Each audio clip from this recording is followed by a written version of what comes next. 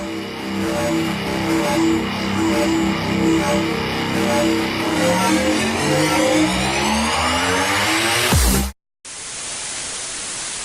think handhelds came in at a perfect time because, before you had the Game Boy, which of course, you don't necessarily want to call it the first handheld because there were those little Tiger games with the little LCD things, little just going back and forth, and you can kind of see everything on the screen at the same time if you caught it in the sun at the right in the right area.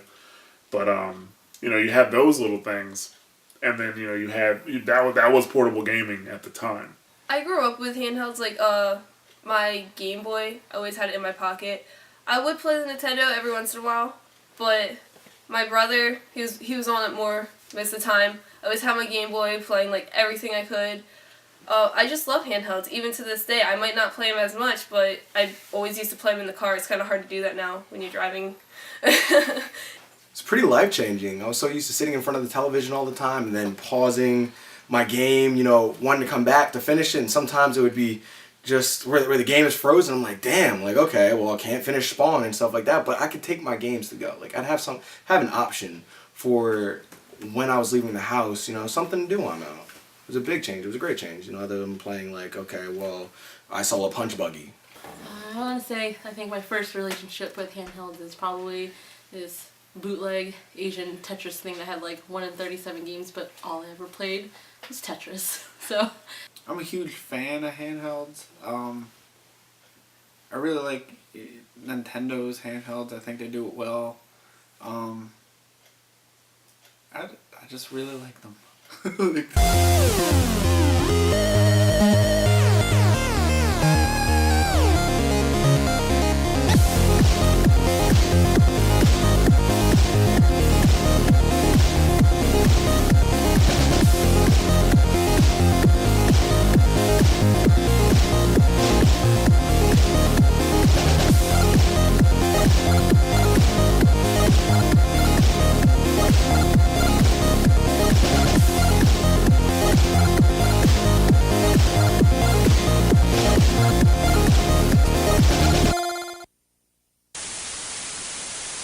So the Game Boy was the undisputed champion for so long. So the Game Boy is pretty much, the old brick is pretty much what started it off for me for gaming. I got into it hardcore with Pokemon, but before that came out, I was playing Super Mario Land. I love that. They had like this Game & Watch gallery that had like the Mario games in it and everything. So the Game Boy was rock solid for a few reasons. One was because it was literally rock solid. It was very difficult to break a Game Boy. I mean, I'm pretty sure, I think it's the Nintendo store in New York that had the Game Boy that had been in operation, that somebody took with them to Operation Desert Storm, and it was partially blown up, but yet it still turns on. I wasn't sure what I was getting for my birthday. Usually I'd be able to tell, but I'm sitting there, I get this box. I'm like, what is this? Like, it's sort of heavy. I'm sure it's gonna be something awesome. Open it up, and it was the combo pack of the Game Boy, the clunky old Game Boy, with Link's Awakening. Like the original Game Boy, when I first got that, it was like, I don't know, like one of the coolest things I've ever seen. Like I'm playing a game, like without a TV. Right when you turn it on, you hear that music. See this giant egg. And that egg just hyped me up. Like, I looked at everybody. I remember I ran around the table just like, oh my god, look, there's an egg on it, there's an egg. Because I'm so used to like Link to the Past. Like, there's an egg, this is awesome, this is so great. I just kept playing the Game Boy like non-stop. There were a couple games that you could, really push units when it came to the Game Boy. Tetris being one of them, some people had a Game Boy and Tetris, and that was it. They might as well have had Tetris installed on the Game Boy itself. I love the Pokemon. Like, just going through, getting all the Pokemon and all that, it's great. Another big mover, which of course was much later, but Pokemon. I know people who never, ever had a Game Boy or really didn't care about portable gaming, and then Pokemon came out, and bam, they were all about it. I mean, Pokemon dropped, I would say around the time, I think it was like in high school or like middle school, and that it was the shit. Like Pokemon like was the shit. Like, you know, talking shit over the lunch table, you know, doing Poke battles. Pokemon is what started it all for me. It's when everything went, I don't want to say downhill, but I don't know. Like, I don't remember anything about my childhood except Pokemon.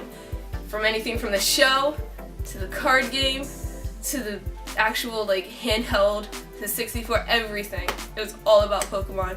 Second I got the game, like, me and my brother, we were always comparing, like, how far we were and how good we did. I got nervous every time I started seeing Glitch City because I was like, oh no, I'm gonna mess my game up. My Pokemon, they're gonna die. And I played the crap out of that game. I still play those games today. I even found, I couldn't play my brick, I couldn't find my brick. But not too long ago, I found my Game Boy Color, put the Pokemon Red in there just so I could catch Mew. I feel like a true Pokemon master now. Love my Mew. The Game Gear's first introduction for me, when I first played it, I didn't own it. It was actually a relative of mine, and you know, I'm so used to playing, you know, just old pixel black and whatever that back shade is, that brownish back shade of Game Boy, and you know, I had this thing. I saw it. It was like maybe like that big, you know, and I'm like, what is this? This looks awesome. It has to be awesome.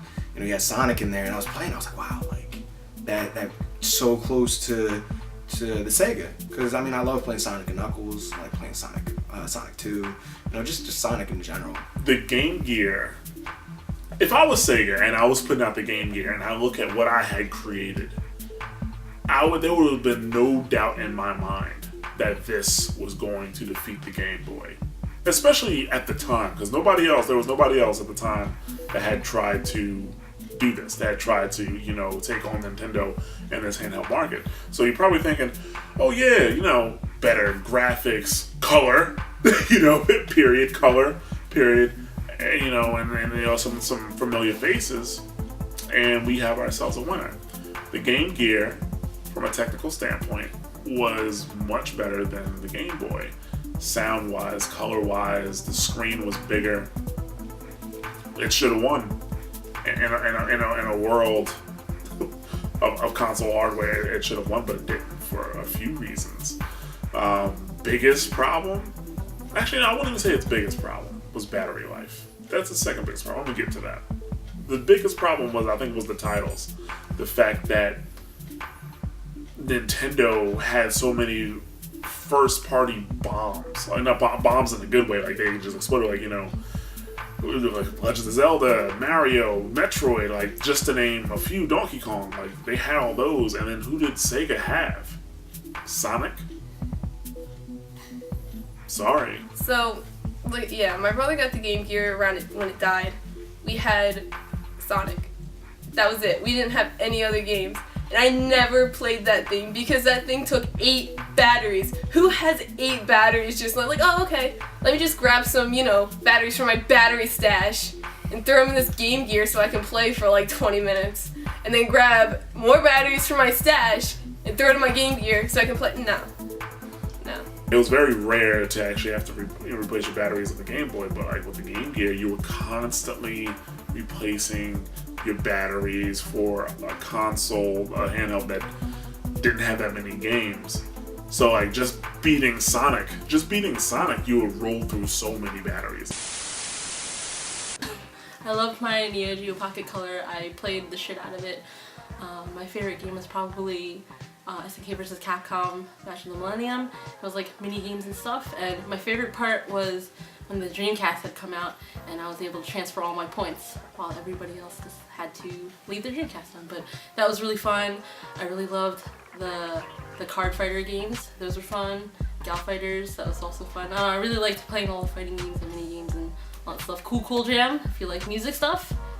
Awesome game. Magical Drop, puzzle stuff. So I don't know, I really like playing it all the time, and even to the point that when I was waitressing, it would just be in my pocket thingy tray, or for the whatever it's called, apron, and I would just play it while I was at work. That was bad. So The N-Gage was an excellent thought. It was an excellent thought. However, whoever engineered it was a fucking moron he was. Yo, I'm just thinking about like the image of somebody holding an N-Gage to their, to their head to talk to it.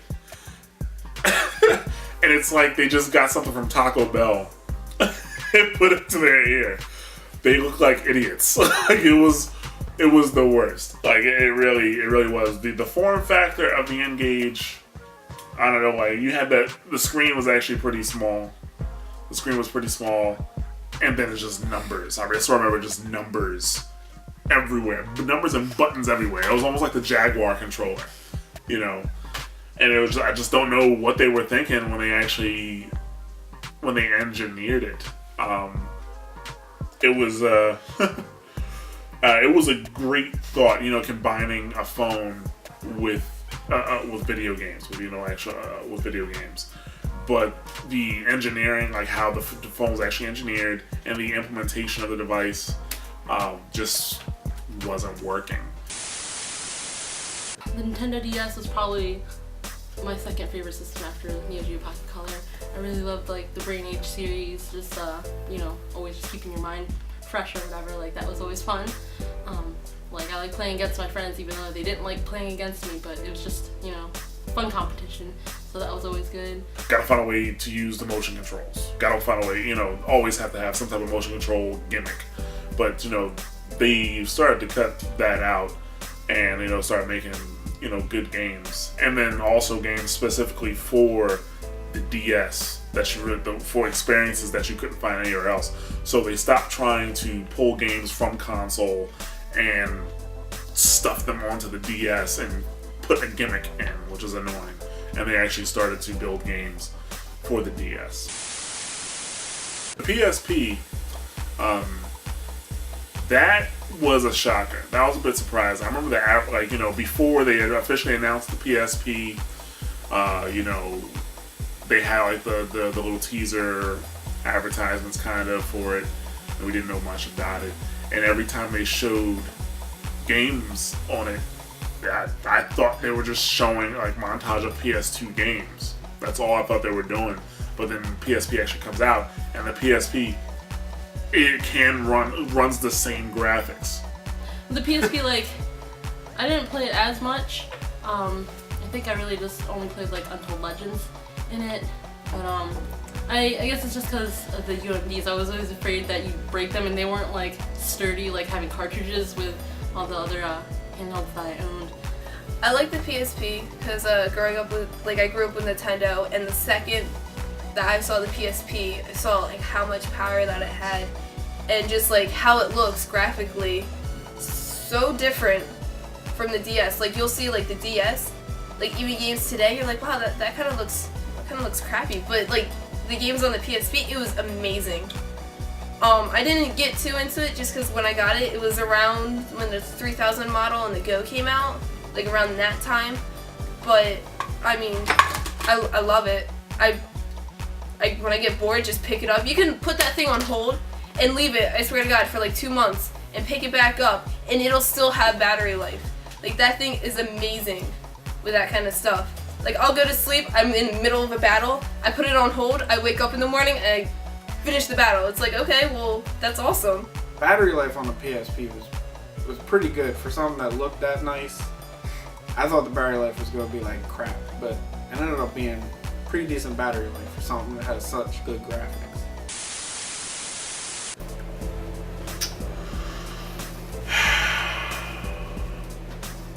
Does the sun still shine? The hell happened to you? Handhelds was definitely the beginning of my gaming career. I've kind of fallen out of them because I love my Xbox and my PlayStation. But there will always be that special room in my heart where handhelds will go. With handhelds in my life have been very good, except for when you're grown up because you cannot play it while you're, well, I guess I don't drive a lot because I usually have somebody else driving. So handhelds are really fun. I mean, it's something that you can take on the go with you and just play without having to, sit down in front of a TV and just really just play it anywhere. Being able to play with your friends, like in the same place, or they're obviously letting you play with like with people around the world. I mean, it's just really fun just because you can play with anyone and everyone wherever you want, and I don't know, it's just really awesome. Handhelds, like, they're gonna be around like a while, even though Apple thinks they're gonna dominate them. But you don't get the same experience from like playing an iPad game. You don't get like immersed in that gameplay.